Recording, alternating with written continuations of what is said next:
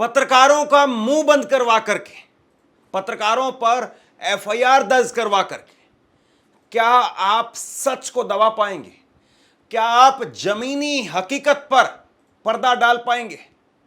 यह बहुत बड़ा सवाल है। बिहार में जो कुछ हो रहा है, कायदे से उसको पूरे देश को और कायदे से तो पूरी दुनिया को देखना चाहिए। मदर ऑफ डेमोक्रेसी, सबसे बड़े दुनिया के लोकतांत्रिक देश में एक राज्य में चुनाव होने जा रहा है और उस चुनाव से ठीक पहले किस तरीके से वोटर रिवीजन के नाम पर पूरे बिहार में इस वक्त में उथल पुथल मची हुई, और इसको लेकर के जो रिपोर्टर रिपोर्ट कर रहे हैं, रिपोर्टिंग कर रहे हैं, उनकी रिपोर्ट्स पर किस तरीके से सरकार की तीखी नजर है, इस बात को जरा गौर से देखिए। कायदे से तो वैसे बहुत ज्यादा पत्रकार हैं भी नहीं। यूट्यूब पर, सोशल मीडिया पर ही कुछ लोग बचे हैं जो अपनी आवाज में बोल पा रहे हैं, वो उस तरीके से पत्रकारिता कर पा रहे हैं जिस तरीके से करना चाहते हैं। बाकी टीवी में स्पेस तकरीबन खत्म हो चुका है। राजीव रंजन, जिन्होंने सबसे पहले शुरुआत की बिहार में जो कुछ हो रहा है उसको लेकर के, राजीव रंजन न्यूज 24 के पत्रकार हैं। माहौल क्या के नाम से उनका एक प्रोग्राम आता है, जहां जहां पर जा करके अलग अलग मुद्दों पर ग्राउंड रिपोर्टिंग करते हैं। उन्होंने एक वीडियो दिखाई, उन्होंने एक बीएलओ से बात की और उनकी उस क्लिप पर मैंने भी एक खबर बनाई और मैंने भी कहा कि क्या वाकई ये बिहार का काला सच सामने आ रहा है। एक बीएलओ ने कह दिया कि ऊपर से मैडम का आदेश है कि आप भरते रहिए फॉर्म और देते रहिए।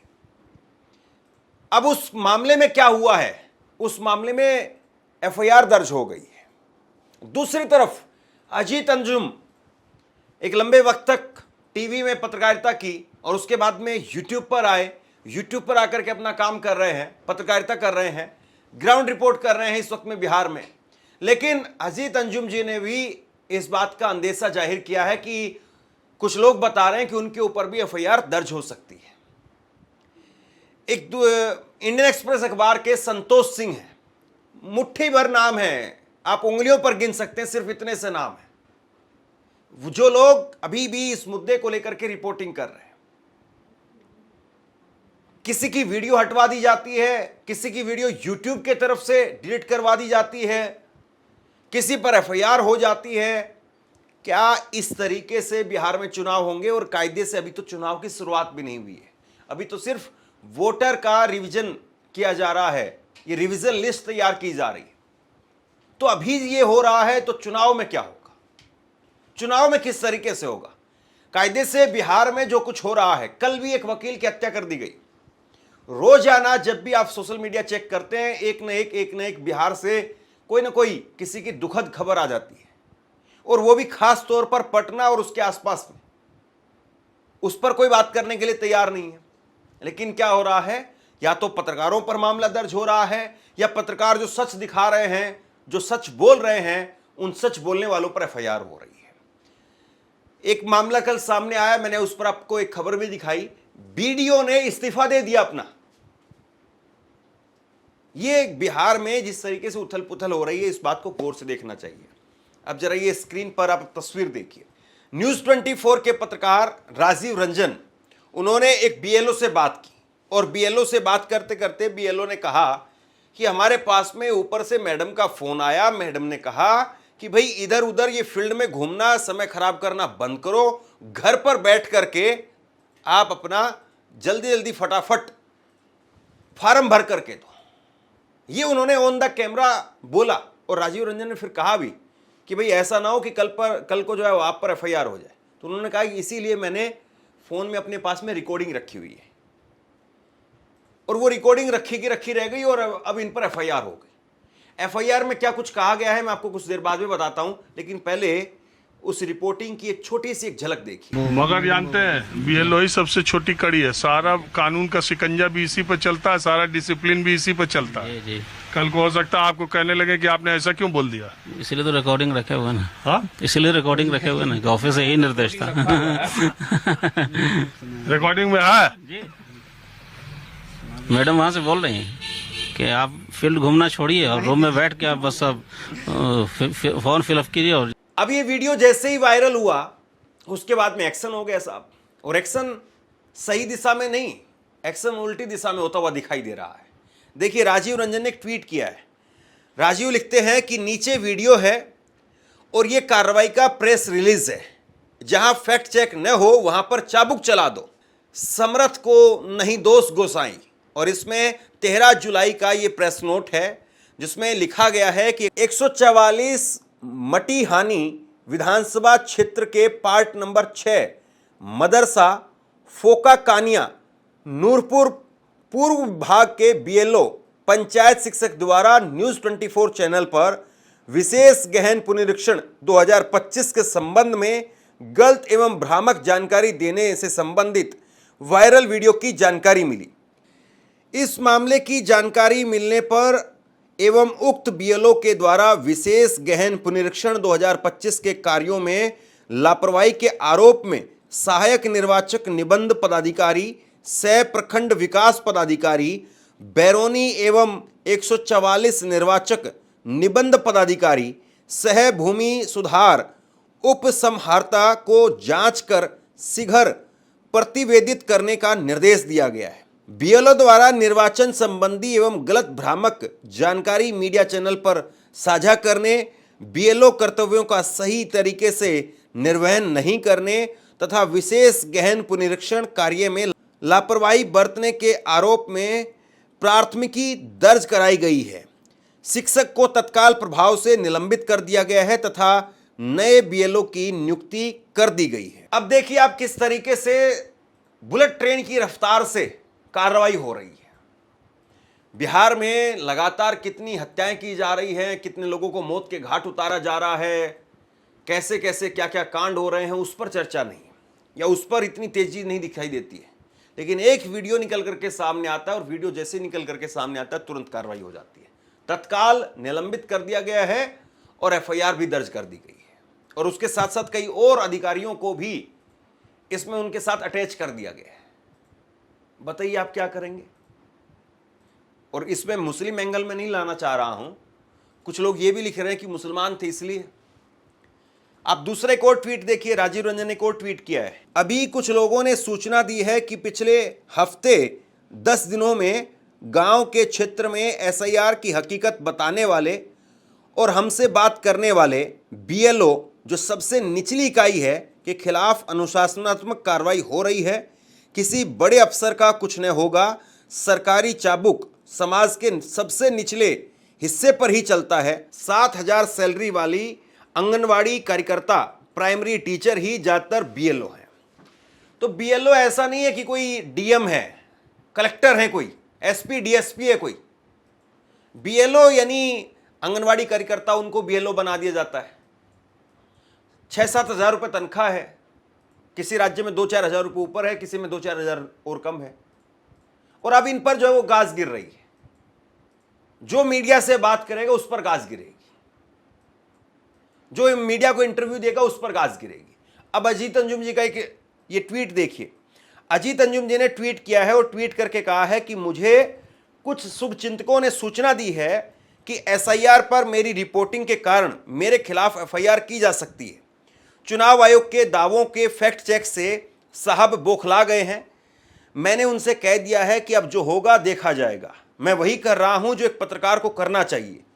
कुछ जिलों में डीएम एसडीएम में खलबली है कि मैं अपलोडिंग सेंटर पर न पहुंच जाऊं। अगर सब नियम के मुताबिक ही चल रहा है तो इतनी पाबंदी किस बात की है। अब बीएलओ को मुंह बंद करने के लिए कहा जा रहा है, जबकि मैं मानता हूं कि बीएलओ पर लगातार बहुत प्रेशर है। वह अपना टारगेट जल्दी पूरा करें। ताज़ा वीडियो किशनगंज का है, इसमें मैंने क्या गलत कहा है कोई बता दें, लिंक कमेंट बॉक्स में। उन्होंने ट्वीट किया, ये तस्वीर देखिए, ये एक वीडियो इन्होंने पोस्ट किया है अजीत अंजुम जी ने, जिसमें वो कह रहे हैं कि किशनगंज में ऐसे हो रहा है एसआईआर। चुनाव आयोग को मेरा चैलेंज है, फैक्ट चेक करके दिखाओ। इस वीडियो को मैंने देखा है, इस वीडियो में ऐसा कुछ भी नहीं है। इसमें अजीत अंजुम जी बता रहे हैं कि भाई एक सड़क के किनारे होर्डिंग लगा हुआ है और उस होर्डिंग में लिखा हुआ है कि गांव-गांव में जाकर के बीएलओ खुद से पर्चा बांटेंगे, पर्चा भरवाएंगे, पर्चा भर करके उनको रसीद देंगे। जैसे आपसे अगर पर्चा भरवा रहे हैं तो आपको पर्चा भरने के बाद आपको रसीद भी देंगे, लेकिन एक भी गांव में ऐसा नहीं हो रहा है और यही सच्चाई है। आप बिहार तो छोड़िए, कल को अगर यूपी में ये होने लगेगा तो कहां कोई रसीद देता है, और रसीद पैसे वाली नहीं मिलती है। जैसे आप कुछ पैसा जमा करवाते तो उसकी रसीद नहीं मिलती है बहुत बार। ये तो फार्म भर रहे हैं तो फार्म की रसीद तो कहां देंगे? तो इन्होंने फैक्ट चेक करके दिखाया था, उस पर बवाल मचा हुआ है। ऐसे ही इन्होंने एसडीओ से बात की, एसडीएम से बात की, कई अलग अलग अधिकारियों से बात की, तो वो कह रहे हैं सरकारी भाषा वो बोल रहे हैं कि नहीं हम 2 फार्म दे रहे हैं, एक रसीद वापसी जमा करवा करके दे रहे हैं। ये सब कागजी बातें हैं। कागजी बातें और जमीनी बातें, उन सब में दिन रात का अंतर होता है और यही सच्चाई है। और इस सच्चाई को अगर कोई बता देगा तो उस पर क्या होगा? एफआईआर हो जाएगी। मुंह बंद कर लो, एफआईआर हो जाएगी। बस यही एक मैसेज है। रवीश कुमार जी ने भी इस पर कमेंट किया है। रवीश कुमार जी ने ट्वीट किया और कहा कि एक आपकी रिपोर्टिंग से इतनी बेचैनी है, इसका मतलब है कि जितना समझा जा रहा है उससे ज़्यादा गंभीर मामला है। सवाल है कि आपके और 1-2 लोगों के अलावा इसकी रिपोर्टिंग गोदी चैनल भी करने लग जाएं, तब क्या एक भी दावा टिक पाता? सुप्रीम कोर्ट के सामने एक झूठ का पर्दा लगाया जा रहा है। अगर हर तरफ रिपोर्टिंग हो रही होती तो कोर्ट तक यह सच्चाई जरूर पहुंचती। जिला अधिकारी भी इस दिन के लिए तो इतनी हाड़तोड़ पढ़ाई करके आईएएस नहीं बने होंगे। उनकी अंतरात्मा क्या कहती होगी, बस यही बता दे, भले काम में बता दे, उसी से संतोष हो जाएगा। अब ये वाकई अपने आप में सबसे बड़ी बात है और समझने वाली बात है कि 2, 4, 5, 10 चैनलों में अगर रिपोर्टिंग हो रही है, 2, 4, 5, 10 चैनलों में अगर इसको लेकर के खबर हो रही है, चर्चा हो रही है, इसका विश्लेषण किया जा रहा है, तो उससे जो है इतनी बौखलाहट है, उससे इतनी बेचैनी है। और अगर सब लोग जा जा करके गांव गांव में एक एक कागज पकड़ने लग जाएं कि लाओ बीएलओ साहब कागज दिखाओ, इधर लाओ, जहां पर वो अपलोडिंग किया जा रहा है वो कागज दिखाओ यहां पर, तो उसके बाद में इनकी हालत क्या होगी? जिस काम को ये लोग 13 दिन में बता रहे हैं कि 80% हमने काम पूरा कर लिया है, तो 80% ये 13 दिन में छोड़िए, 13 महीने में नहीं कर पाएंगे। क्योंकि अगर आप नियम कायदे उनका पालन करेंगे तो एक दिन में एक आदमी वो एक मोहल्ले का फार्म भर करके नहीं करवा पाएगा, लेकिन यहां पर एक दिन में 10-10, 12-12 पंचायत वो कंप्लीट की जा रही है। ये सच्चाई है। और उसको लेकर के कहा जा रहा है कि 77,000 बीएलओ लगा दिए, इतने बीएलओ लगा दिए हैं। आप सब कुछ जो है झोंक रहे हैं, लेकिन उसके बावजूद आपके दावे वो जमीन पर नहीं दिखाई दे रहे हैं। यही सच्चाई है। और इसीलिए तस्वीर देखिए आप, कल एक वीडियो ने इस्तीफा दे दिया। उन्होंने 5 पन्ने का अपना इस्तीफा भेज दिया चुनाव आयोग को और उसके साथ साथ डीएम को, और उन्होंने कहा कि हमें बुरी तरीके से जलील किया जा रहा है, परेशान किया जा रहा है, और यह भी कहा जा रहा है कि चुनाव आयोग के जरिए आप पर कार्रवाई करवा देंगे। डराया जा रहा है। और डराने वाले कौन है? इनके ऊपर के अधिकारी, एसडीएम। और एसडीएम कौन है? एसडीएम है वो नीतीश कुमार की पार्टी के विधायक के दामाद हैं। अब बताइए आप क्या करेंगे? कुल मिलाकर के ये कहें कि अगर नंगा नाच हो रहा है तो शायद गलत नहीं होगा। बिहार में इस वक्त में जो कुछ चल रहा है उसको गहराई से, बारीकी से देखने की जरूरत है। और बिहार में वाकई बहुत कम लोग हैं जो ढंग से काम कर पा रहे हैं। मैंने कल भी एक ट्वीट किया और ट्वीट करके मैंने कहा कि अजीत अंजुम सर ने जो बेहद शानदार काम किया, इसमें कोई शक नहीं है। और जो काम बड़े बड़े चैनल नहीं कर पा रहे वो यूट्यूब चैनल्स पर हो रहा है। और यूट्यूब चैनल पर भी किस तरीके से जो है वो कोशिश की जा रही है कि अंकुश लगाया जाए। टीवी में जो लोग काम नहीं कर पा रहे थे वो यूट्यूब पर आ गए, और यूट्यूब पर भी अब काम नहीं करने देंगे। तो फिर क्या करेंगे भाई? फिर चौक चौराहे पर खड़े होकर के बोलेंगे। मतलब कुल मिलाकर के आप देखिए कि पत्रकारिता का कैसे जनाजा निकाला जा रहा है। चंद लोग हैं जो बोल पा रहे हैं, चंद लोग, मुट्ठी भर लोग हैं, उंगलियों पर आप गिन सकते हैं। और उनसे भी इतनी परेशानी है, उनसे भी जो है इतनी बेचैनी है। सोचिए कि ये सरकार अगर वही मीडिया होता जो अन्ना आंदोलन के टाइम पर था, जिस तरीके से सरकार की बखिया उधेड़ी जाती थी, अगर उस तरीके का मीडिया हो तो कैसे जो है इस सरकार के पांव खड़ने लगे। मैं फिर कह रहा हूं कि अगर एक भी आदमी अवैध है, एक भी वोटर अवैध है, तो उसकी कोई जगह नहीं होनी चाहिए। लेकिन किस तरीके से अवैध वोटर के नाम पर एक इतना बड़ा कार्यक्रम चलाया जा रहा है और उस कार्यक्रम में इतने छेद हैं कि आप मत पूछिए।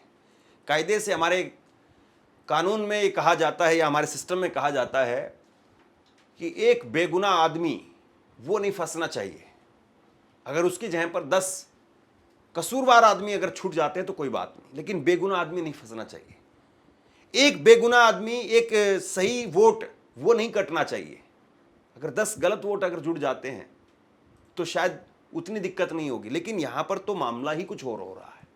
और फिर बड़ी बात यह है, सोशल मीडिया पर यह बात भी लगातार कही जा रही है, लोग कह रहे हैं कि भाई अगर यही सब कुछ होना है तो मोदी जी की सरकार को भी बर्खास्त करो। वो सरकार भी तो इन्हीं लोगों का वोट लेकर के 1 साल पहले बनी है। बिहार से ही 30 सीटें आई हैं, 40 में से 30 सीटें मिली हैं, तो मोदी जी की सरकार बर्खास्त क्यों ना हो। तो बहरहाल अभी देखते हैं कि मामला कहां तक जाता है, किस तरीके से जाता है, कहां तक रिपोर्टिंग करने दी जाती है, कहां पर ताला लगा दिया जाता है, किस किस पर FIR होती है। आप क्या सोचते हैं नीचे कमेंट बॉक्स में लिख करके जरूर बताइए। इस खबर को शेयर कीजिए। धन्यवाद।